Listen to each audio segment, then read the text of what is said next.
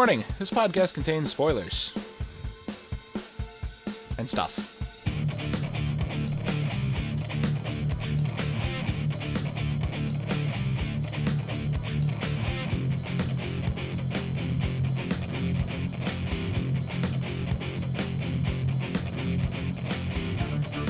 Hello everyone, and welcome to the As Seen on TV podcast for Ant-Man, the movie. The game. Hi. I'm your host, Cleo, and with me I have John and Mike. Hi. Who we don't know where to find them because there's no words. Shh, you see nothing.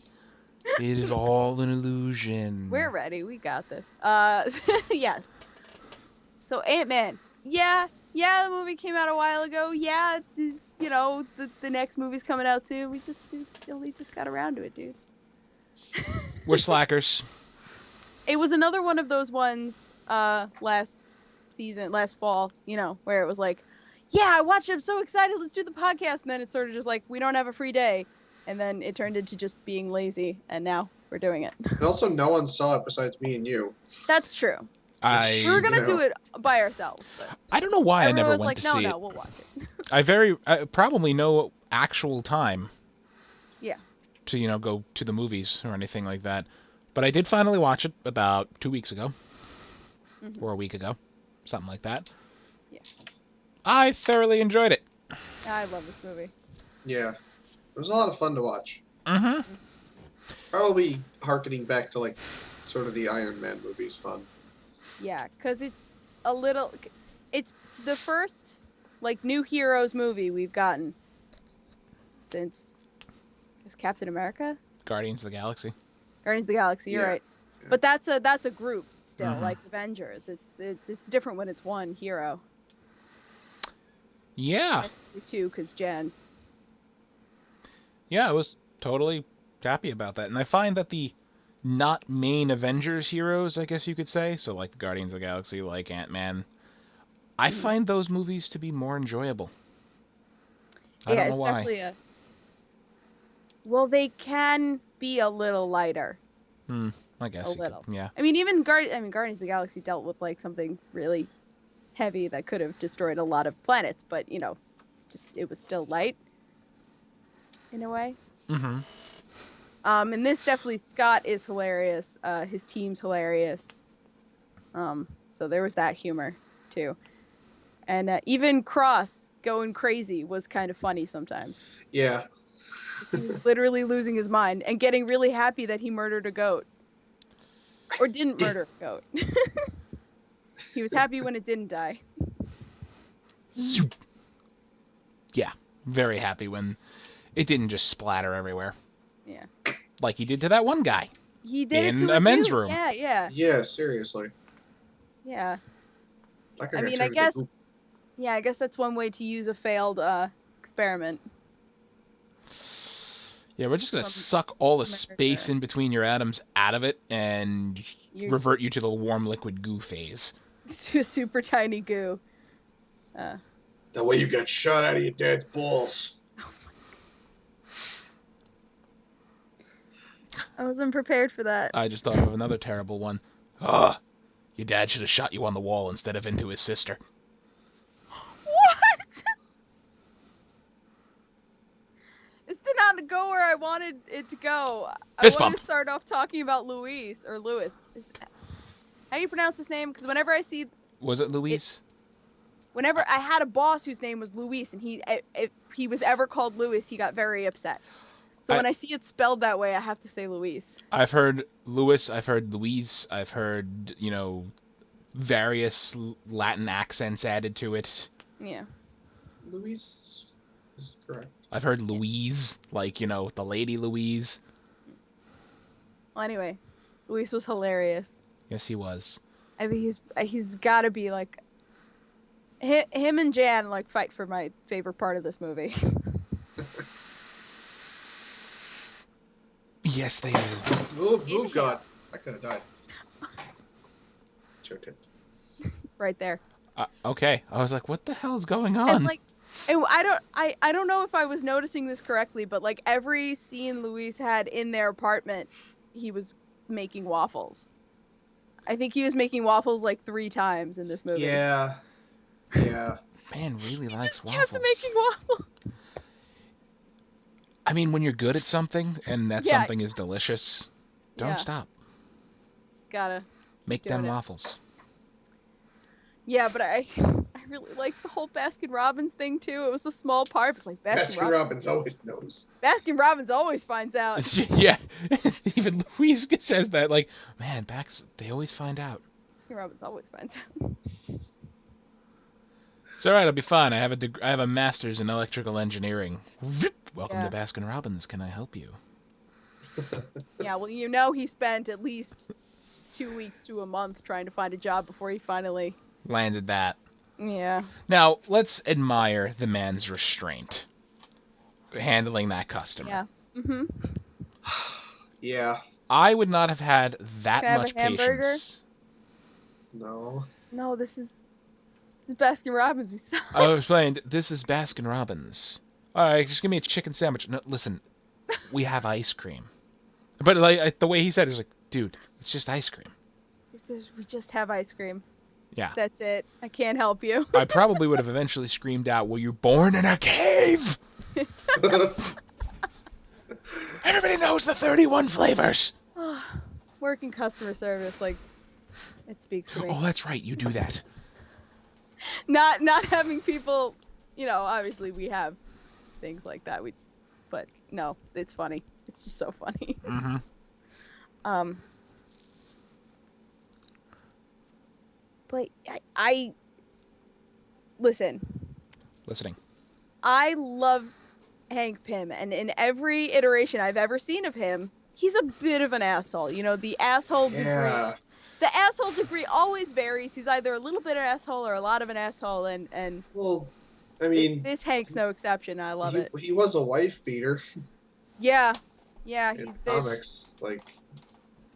Yeah. He was an asshole. Mm-hmm. Asshole. Mm-hmm. This time he was just, basically just Howard Stark, but less charismatic. Oh my God, you're right. He really was. He's how I imagine Howard Stark would have been if Howard Stark was less successful. And got less ladies. And got less ladies. A lot less. Like, married one. Had a daughter. Yes, Hank Pym was normal in the ladies department. Yes. He went on a few dates, he found a woman, he settled down. Mm-hmm. Not doing... Shrunk the bitch to infinity, but hey. Well, Yes. he didn't do that. She did. Life's not perfect. Life's not perfect. She did. That was her choice. Mm-hmm.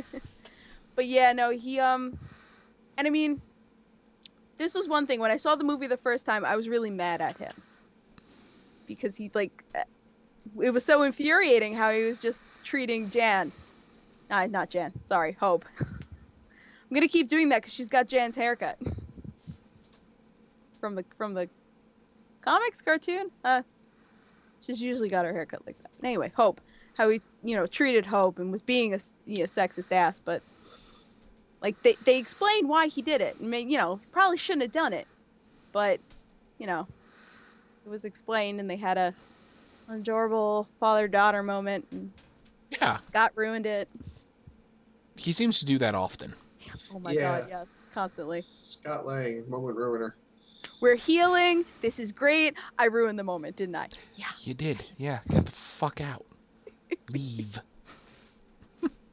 Yeah. Let's talk about Jan, because she shrinks down. She takes her regulator off and just goes into the bomb and is lost in the... Did they call it something? Just shrinks infinitely. She went subatomic. She entered, I guess they said, a quantum realm or whatever. Yes. Quarks and stuff, I'm sure. And if anything smaller makes up quarks, those two. Yeah. She found but it out. made it... Huh? She would have found out. Yeah, if she there was. would be the one to know. She'd find out. Mm-hmm. But if she ever came back, she probably wouldn't remember. No, because Scott didn't remember any of it. Yeah. Time doesn't work down there. A lot of so things I guess don't neither work. Yeah, a lot of things don't work. But I mean that That begs the question. He came back. Can she come back? Well, now, I'm going to get all physicsy here. Oh, please. Get on it. There's a contradiction to the science in this movie. They're going to keep shrinking infinite. Well, she is going to keep shrinking infinitely, is what we're given. Now, at a certain point, she's going to get so small when there is nothing else smaller. She's just going to keep shrinking, and it's going to stay a black, gray, purple, whatever color void it would be. And that's what it's going to be forever. Everything she sees is just going to be her own mind's hallucinations. Now, say time still flows down there, and she's shrinking infinitely. If anybody shrank down to go get her, they would have to shrink at an accelerated rate, otherwise they'd never catch up with her. Yeah. And, the way Scott got out is he used one of those enlarger thingies and shoved it in his regulator. So they would have to shrink down at a faster rate, find her, and throw her one of those things when they're the precise size for it to fit in her regulator, because it's going to keep shrinking.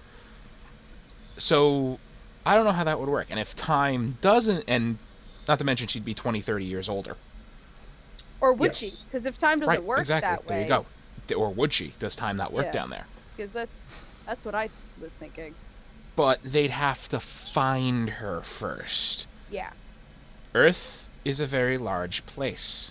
They were over the water on a nuclear vessel. And she is shrunk down to an infinitely small size. So if she is 1 trillion trillionth of normal size, that means the area they have to search is 1 trillion times bigger. However big the Earth is. Than the Earth, yes. Yeah. You know where she is? Baskin Robbins. They always know. She's on the tip of a spoon in the office. Oh, God. She's on the tip of an atom of a spoon. She's riding the electron. I mean, I think that was kind of like the big, I don't know, I guess sort of the big anticipation besides, obviously, Wasp showing up was like, maybe someday, Jane will come back, and that'll be cool. They'll find a way to figure, one of them will figure out a way to save her. Find a way to bring her back. Or it will be by accident. She'll just be like, I don't know how that would happen. Yeah, exactly. I don't know how that would happen by accident. She shrinks down to the point where you can't get any smaller, and it just reverses itself. And then she starts growing. Because we don't know what happens to physics when that happens. Right, and we don't know. One thing we know from actual study of quantum mechanics, and I'm going to quote physicist Richard Feynman on this one, and this is paraphrasing. I don't remember the exact quote, but it went along something like this. The one thing we can conclude from this data is that nobody understands quantum physics at all, or quantum mechanics. We can make guesses. Like, this is one of the, guys who was studying it as his life's work, and he's just like, right, one thing we're certain of, nobody understands what the fuck is going on. I've spent my entire life studying this. Nobody knows. And that's the thing is, like, are these theories even testable? No, probably not by our means. Some have been tested successfully. Some have been tested and thrown wildly crazy results that we didn't expect. Right. I mean, and then there's the whole, the multiverse theory and all that, I mean, hell, higher energy levels universe colliding with the lower energy level universe, and guess which one gets eaten? Lower energy level. No. Lower energy wins. Yes, I know. Because higher energy wants to go to a lower energy state and all that other fun stuff. And then lower energy is like... Congratulations, entire universe gone. But I mean, you want to talk about weird shit. They would know the difference. We have successfully, as humans, now, this is real life, have successfully teleported information from one data stream to another data stream. Oh. And if there was some kind of force carrier, mediator, or anything carrying the data in between, we can't detect it. As far as we know, the data was in one stream, here, and then it was 3 meters away, instantaneously. And Science. It's scary. Thanks. Quantum entanglement is a very scary thing. Well, if you're in one place in 1 second, another place another second, that would be very scary. No, not another second. Imagine it just goes from like a quote from Einstein, then it gets teleported. It's like, fuck your father. Instantly. Oh, God. That was a premise in Hitchhiker's Guide to the Galaxy. I forget what Arthur said. He said something, but at that precise moment, a micro wormhole opened up, carrying his words across time and space. And where would they end up but at the conference table between multiple warring species hammering out a peace treaty? when it opened, Arthur's words were like, I'd love a cup of tea, or I'm glad I have my towel, or whatever the words were, echo across the chamber. It just so happens that in this alien language, that is the most horrible insult imaginable. So I like, shit like that. I'm sorry. Yeah. Way no, tangenty. It's fine. Way tangenty. That's okay. Here's the topic. Here's what I'm talking about. Yeah. I love the whole setup, where Luis, cause he's like, I got this foolproof plan, this foolproof thing. My cousin, like his whole. I was out with my cousin. What was his cousin's name? I wrote it down. In the end when he's talking about... Oh no, he does that twice in the movie. The first time when they go to steal the suit. Right. Oh yeah, he does. He's always got a cousin. He's always got a cousin. There are two different cousins too. He's got a guy. Yeah. He's got a guy. I was a wine tasting with my cousin Ernesto. He was at a wine tasting with his cousin Ernesto. His stories were so great. Yeah, they're fantastic. But I love that Scott was just like, okay, if I'm gonna get back in this, I need something that's airtight, and he goes down this whole list of she said, he said to this person, and it's like, and he's like, okay, let's go. I'm like, that was airtight enough for you? Okay. Airtight. I mean, he was desperate though. He was desperate. It was sad. Yeah. But then he's like when he puts the suit together. I realized, I was like, oh, of course, he's an electrical engineer. That's how he could figure out how to put the suit together without any instructions. Mm-hmm. I mean, which I guess was the first test. Like, can you get this to work on your own? A, can you steal this? B, can you get this to work on your own? Yeah. I mean, if all that was wrong with it was electrical, like wires, broken and stuff like that, anybody who knows how to fix that kind of stuff could have put it back together. I mean... Yeah, he soldered some wires here, plugged something in there. I don't know if he had to throw a battery in it or anything. It might have just been putting it all together in the right way. I mean, if I rewired some kind of suit like that and then pressed a button and all of a sudden I'm super duper tiny, I'd probably crap myself. Yeah, he almost did. I mean, by the way, best shower scene I've ever seen in a movie. Can I just say, because... I love he's just like, oh god. Down the drain, baby. Didn't need to see that. I'm going to now float down the drain and accept my fate. Yeah. It's probably what I just saw. My friend's taint. Let's do this. Mm-hmm. Mm-hmm. Mm-hmm. I mean, I also I really like that he was, well, I guess another Marvel hero who had like a broken family. It seems to be like a trend to be like you have to have a broken family to be a superhero. You have to have a broken family, or be an orphan, or be something, or have powers, or just be a ass. Because I mean, I was gonna say Thor, but his family got broken after he became a superhero. So. Yeah. But I really enjoyed that part of the movie. Not that it was like nice and fun, but it was a realistic life of a divorced couple, and this is exactly what people go through when setting boundaries with their divorced spouse, and just show up here. I don't care who you think you are. And there's the protection. There's the daughter that loves him to death, and she's super weird. I fucking loved his daughter. I loved her. She was so great. Oh my god. He's so ugly. I love it. I love it. It's like, oh, you're the best. I'm gonna show my friends. She really was the best kid. She had, and it was definitely her mother and the stepfather were they married yet? I don't know. Bobby Cannavale. Bobby Cannavale. It's weird seeing him not do cocaine, but I don't know if they were married yet or what, but they were giving her in her room. She had a lot of really new toys, nice looking toys, and she just wanted this ugly rabbit because it was from her father. Yeah, that was very sweet. Mm-hmm. It says they're engaged. Okay. So, I think, and it was. I mean, honestly, it was weird that, Bobby Cannavale was even in that movie, because he usually doesn't do like blockbuster parts, but he was just like, fuck it, you know. So it might have been because it was like a not an established title yet. That's why he wanted to. Well, it's also because Marvel couldn't really tell him what the fuck he was auditioning for until he actually got the part. So you know how they are. It's like, but here's your character. You're a cop, and you're like trying to marry a lady who has a kid, but the kid's dad is an ex-con.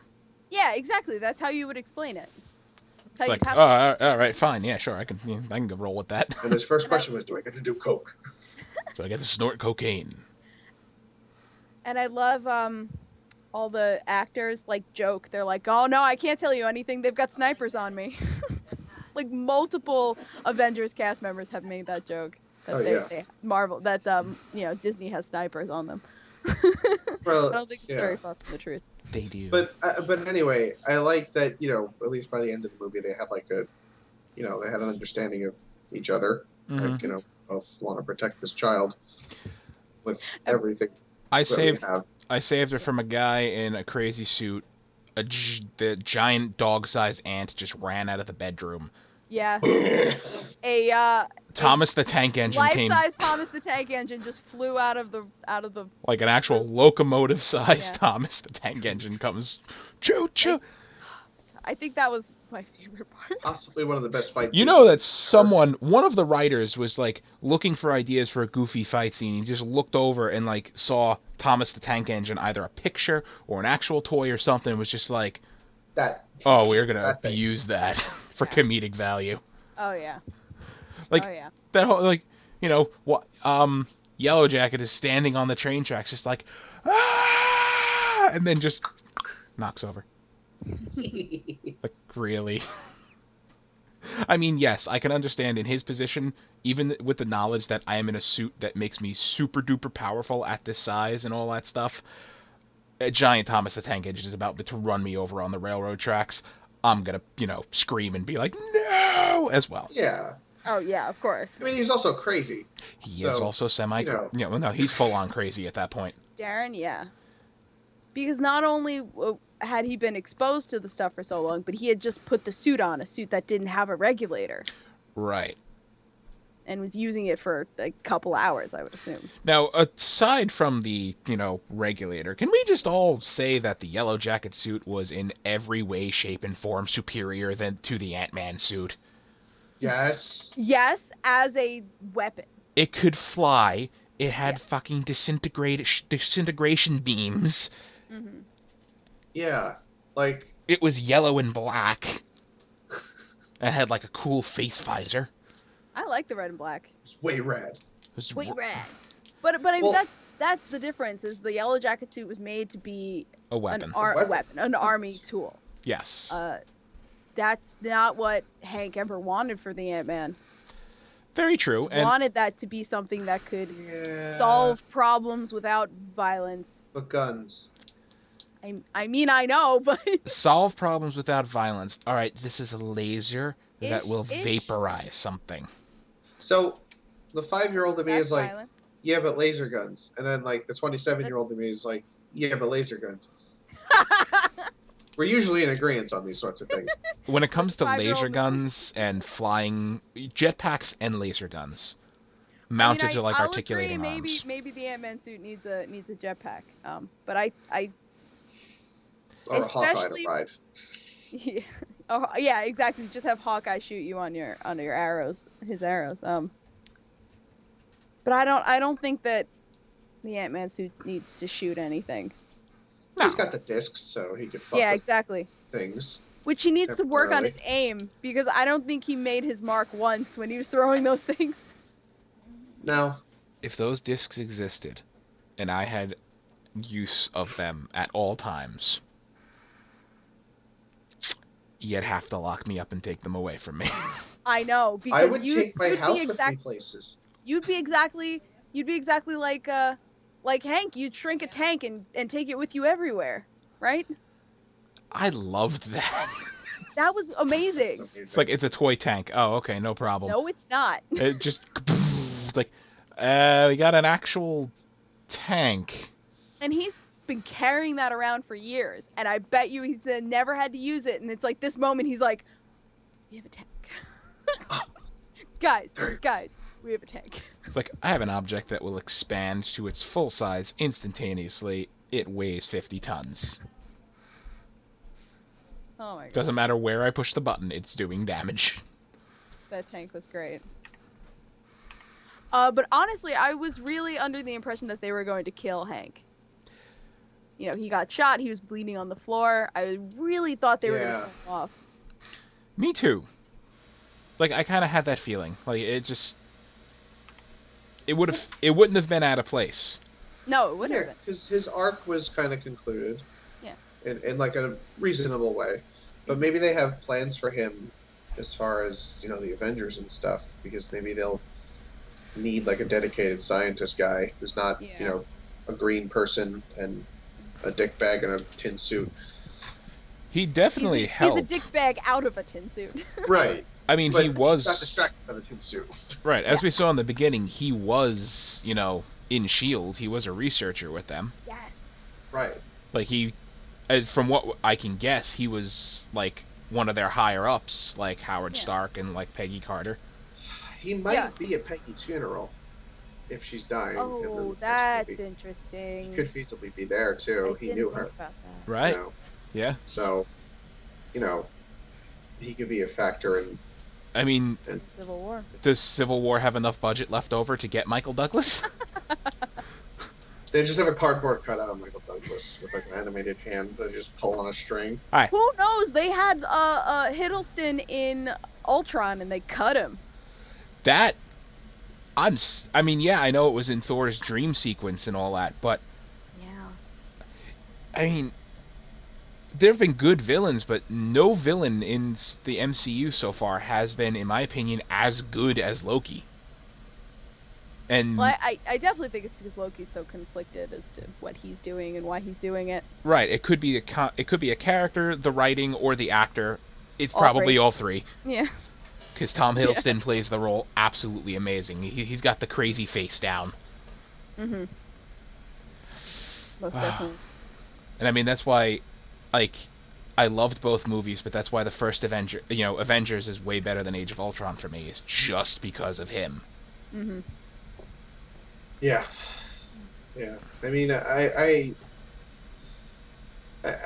also hoping that for the future, you know, maybe he does upgrade his suit a little bit. Yeah, Oh, yeah. I mean, it looks like he did already in the trailers. Yeah, his suit looks different, especially the helmet. Mm-hmm. Yeah. In Civil War, so he's done something with it, at least. And the regulator's no longer on his belt. It's not a great place for it. It's not. You're right. I'm just wondering. To be more accessible. Yeah, I'm just wondering. Maybe on his wrist, so he could just like, you know. Yeah. Tuck, well, yeah, because he's got the button to shrink on his gloves, so. Which is a fine place for that. Hands. Oh, yeah. Absolutely. But like maybe if it was like on his wrist or something like that, he'd have quicker access to it. Know, something I forgot. Where Scott was trying to improve the suit, and Hank was like, "No, No. Like, Don't do it." No. So he must have done it before we get into Civil War. Well, maybe he had time because Wasp was around. Or maybe he had Hank, like, you know, while they were working on the suit for Hope, the Wasp suit. It was like, hey, which you know, looks dope. While we're at it, can we, like, take some of these improvements and shove them into mine? Well, what I hope is that the improvements made to the Ant-Man suit come just from Scott. You know, because he's the new Ant-Man, and I think he should be in charge of how the suit evolves. Yeah. All right, I can see that. Because you saw him with, like, he was ready to do stuff to the suit, and Hank's like, no. No. Still mine. It's mine. Yeah. But I'm actually, I wonder, because we see, obviously, the enlarging discs that he's got in this movie. I wonder if he's going to incorporate that into the suit, and we'll get to see, like, him grow. Swole Ant-Man. Big. Yeah. Because that's what he does in a lot of the comics, is he can go both ways. Right. I mean, the technology one could assume that if, like, however, I forget how they said it worked, like if it's pulling the empty space out of atoms, which is how most, shrink rays kind of go, if they want a sciencey explanation. If you can pull empty space out of atoms, you can add more in. Yeah, that's, that's, it. I don't think they said it pulled all the empty space. I think they just said it shrunk the empty space between the atoms. Right. Was what the technology was. So yeah, if you can do it one way, you can definitely do it the other way, and I would love to, just see him get into a situation he just makes himself giant and just be like, kick. Yeah.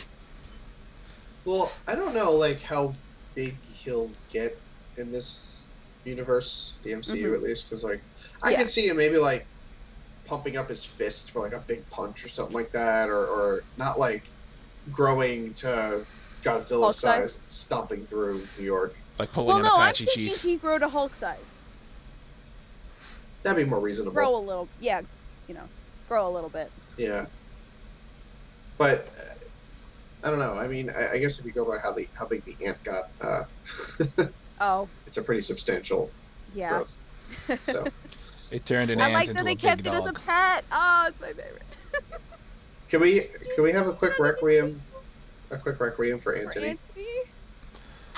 The first time I watched this movie and he named it Anthony, I was like, "Oh, that's so cute. Why did you name it?"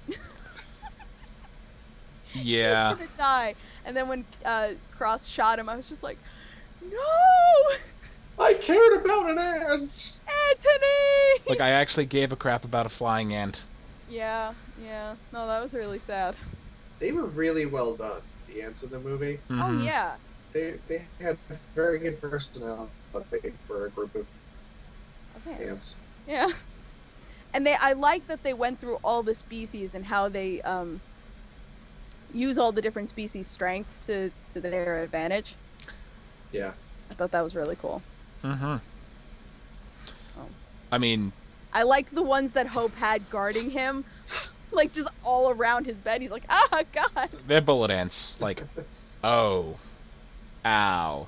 They would hurt a lot. Now that you got those enlarging discs, you want a really effective weapon, go to Africa, where they have those weird kinds of soldier ants that are about yay big, that can pump their abdomen up and explode, unfortunately killing themselves, but spraying extremely, caustic solutions of acid all over their enemies. There are ants that do that. Yeah. Get one of those. Yeah, exactly. Get one of those, throw an enlarging disc at it, and run. You have just leveled city blocks. That'd be amazing. But I'm just thinking of the future now a little bit. Like, will he continue to use the ants as much as he did in this movie? Like when he's, fighting against Iron Man? Because I don't think an ant would really fucking do much. Well, if you could get the ants inside of his suit, I mean, that could mess with some stuff. Well, I mean, yeah, but like I'm just speaking in general. Like I feel like its usefulness will wane as because like I know I'll send a fire ant against Thanos. Yeah, no, definitely. I think it'll be situational. Okay. They were able to find uses for everything they did in this movie, but it's probably going to be more situational as we go into like other people's movies. Mm-hmm. Yeah, I mean, there's going to be more shrinky grow punches, I would imagine. I mean, just have him do to Iron Man what he did to Falcon. I mean, yeah. That was embarrassing. Let's talk about that. That whole scene was beautiful. Oh, it was so fantastic. Because as soon as like they were flying over, it's like, that's not abandoned. It says Avengers. It's like, I have to say, because the response time between when the alarm goes off and when Falcon, got there was a bit of a gap. I swear, my headcanon is they were all in the base arguing about who was going to answer the alarm because none of them wanted to. And like Falcon drew the short straw. Fine. I got this, I guess. It's like alarm drinks. It's like I got nothing. Totally see nothing here. That was, I mean, he was not prepared. Don't worry, he can't see me. I can see you. Shit. Plan B. I love it because he's just like, he's so not a spy or a superhero or any of that stuff because he's just like, hi, I'm Scott. Did he just say, hi, I'm Scott? Like, hi, I'm Scott. Like, I need something out of there. I'll return it. I will bring it back. I will totally bring it back. Like, allow me to explain. He's so precious. He's like, I'm a huge fan. I'm really sorry. Yeah, right? And I just love that after the whole, his suit's shut down, his wing pack is shut down, and, everything, his goggles go off and everything. He's just like... Do not tell Cap. That's his first reaction, is like, Captain doesn't find out about this. At all. Like, period.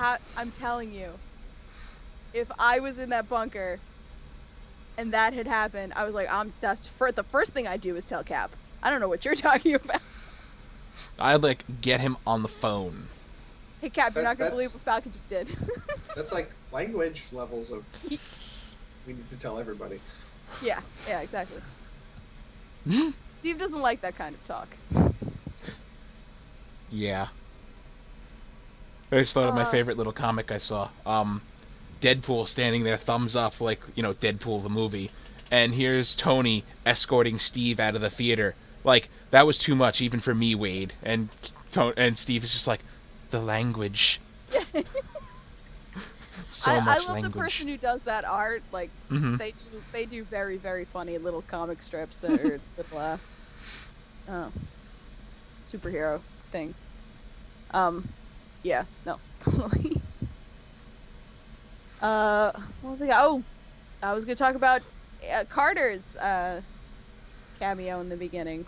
Carter and Howard, in the beginning. It's when they want to use his research for things, and it shows it. It's weird seeing that Howard.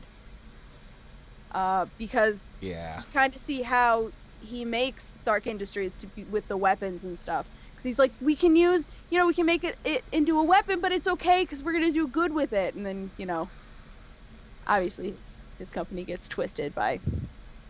Yeah. What's his name? And then Douche Wheel brings up his wife, and Hank punches him out. Oh yeah. I just love Howard's reaction.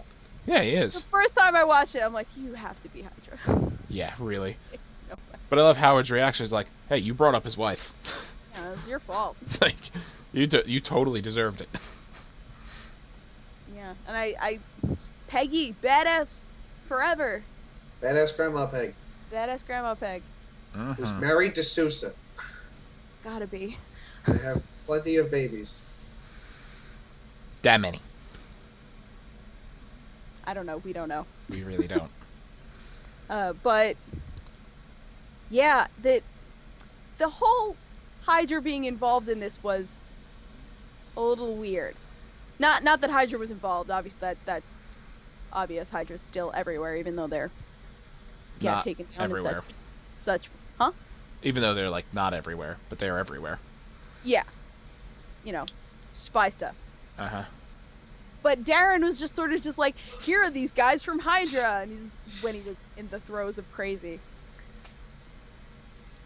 But that just sort of felt weird to me, because this is a part of the timeline where people think Hydra's gone. Like, even Cap was brushing it off because he thinks they're gone. And then you have Darren who's like, these guys are Hydra. They're totally not gone. Oh yeah, no, totally. We know that for a fact, but now I had to keep reminding myself that Darren, was going crazy. Yeah. Because when they're on that helicopter, and I'm like, you just killed your pilots. Like, why Why?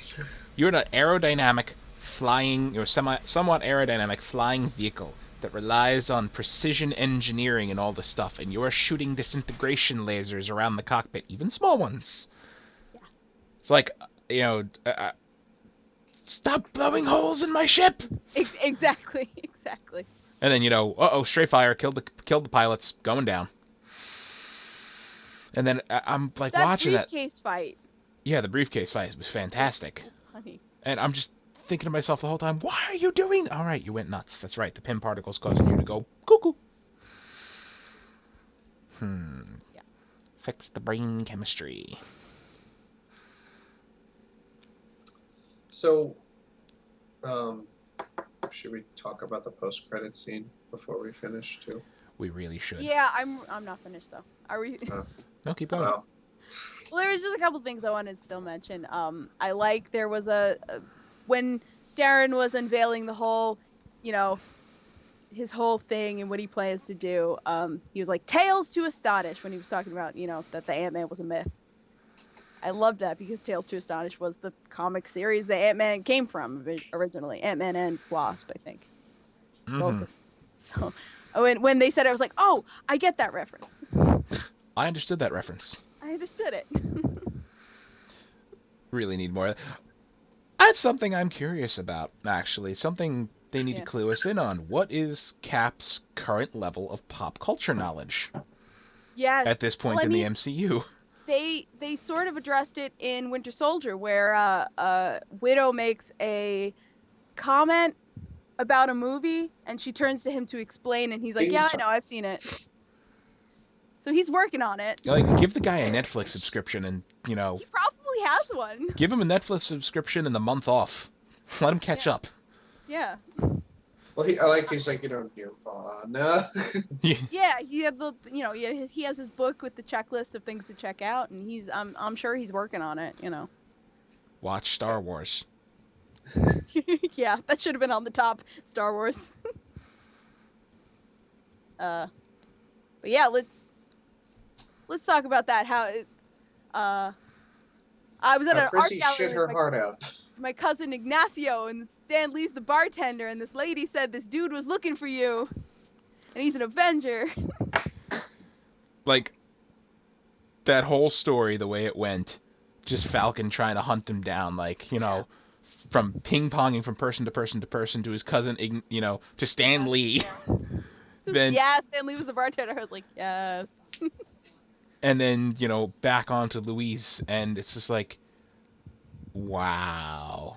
So Did you tell me this because he wanted me to know, so I would tell you? It's like... Shut up, please. I loved that character, but I couldn't follow off anything that he was saying. That's a testament to his acting, though. That's true. He did all of that, said it in that way. And before we move on to the post-credit scene, back it up. Just back it up. Yeah, I'm backing up. Back it up. Back it up. I'm backing up. Back it up. They run into all the cops. Yeah. Just back up. We're just backing up. Here we are. Just backing up. Yeah. I also like that Jen called the cops on him. Like that was her. Mm-hmm. So yes, post-credit scenes was Bucky. You shit out your entire heart. My dad made a joke. He was like, "It's not Bucky," and then I watched it and I was like, "Ah!" Mm-hmm. I mean, I did. I think that eclipsed the whole movie for you when we saw it. That was the funny part. Obviously, in the moment, yeah. In the moment, I was just like, I don't remember what I just watched because Bucky. Yeah, I mean, 30.75 seconds. I'll take it. No, I'm pretty sure that's a direct clip straight out of Civil War. I think so. Yeah. It could be. They use the shot of Bucky like this in the trailer, in multiple Civil War trailers. So right. I think it's because Sam says we can't go to Tony because of the Accords. So the Accords have already been passed, which they get passed in Civil War. So it's right. And he said, maybe if it was a week ago, I think is what he said. Like Tony could have helped us, but can't do it now. Can't do it now. So he's like, I know a guy. Now, is he talking about Scott or Hank? That he knows a guy. He's talking about Scott. Okay. He's talking about Scott. Because I guarantee you, after that happened, Sam looked up everything he could about Scott. Knew he was an electrical engineer.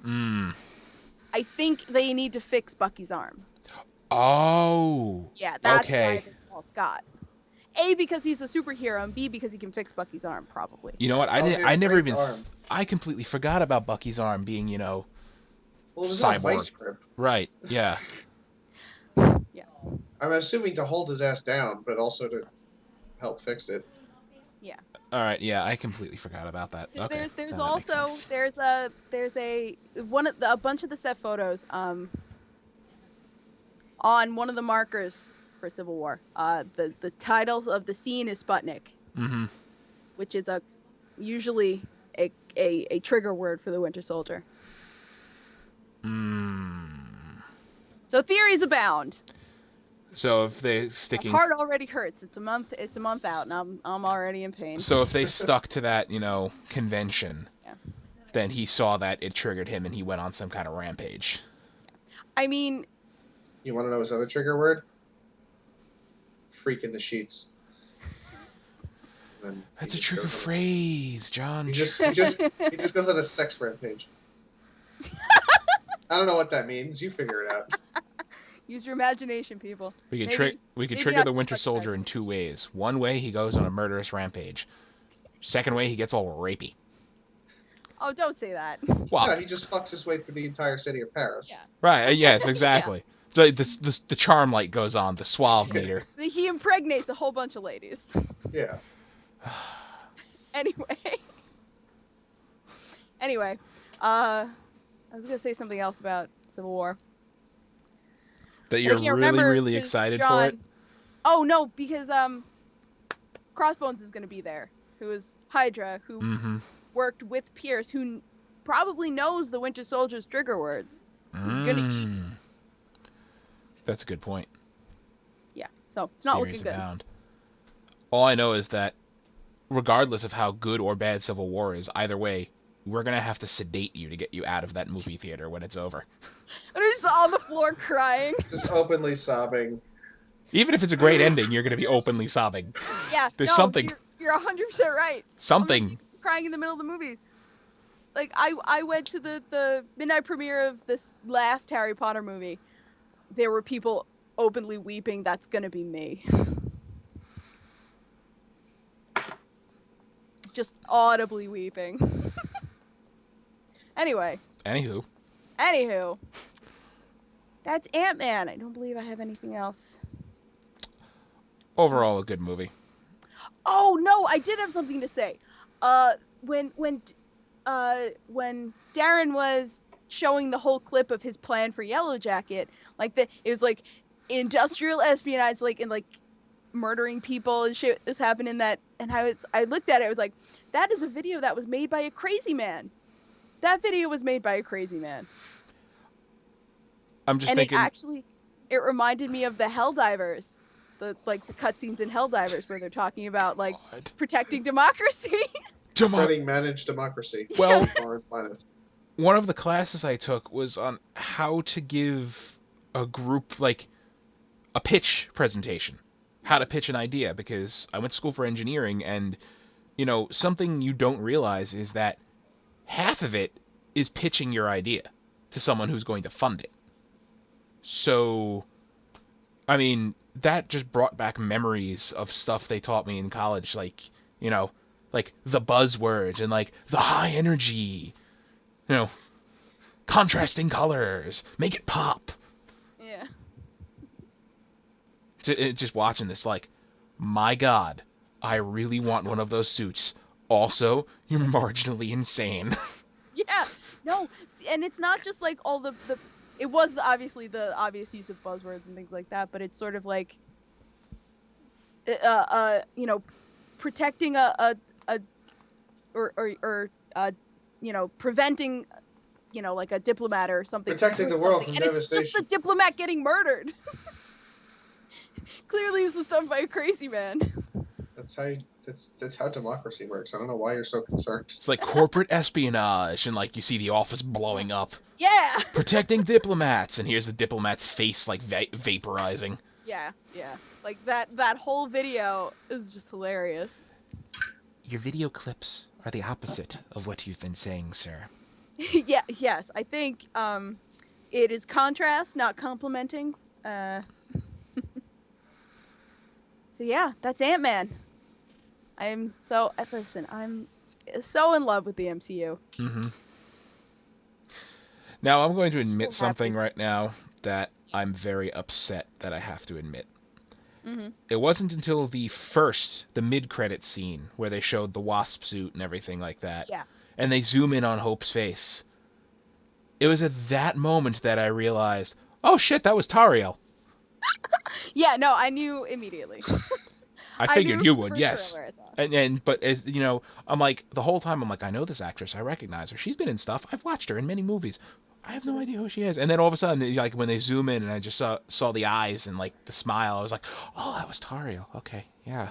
Evangeline Lilly. Like, it took me an hour and 45 plus minutes to realize that. I can't wait to see the wasp suit in action because it looks so cool. Mm-hmm. Yeah. Shaking. Yes, Calm yourself. So, calm thyself. John, where can people find you? Oh, right. Hold right, on. Right.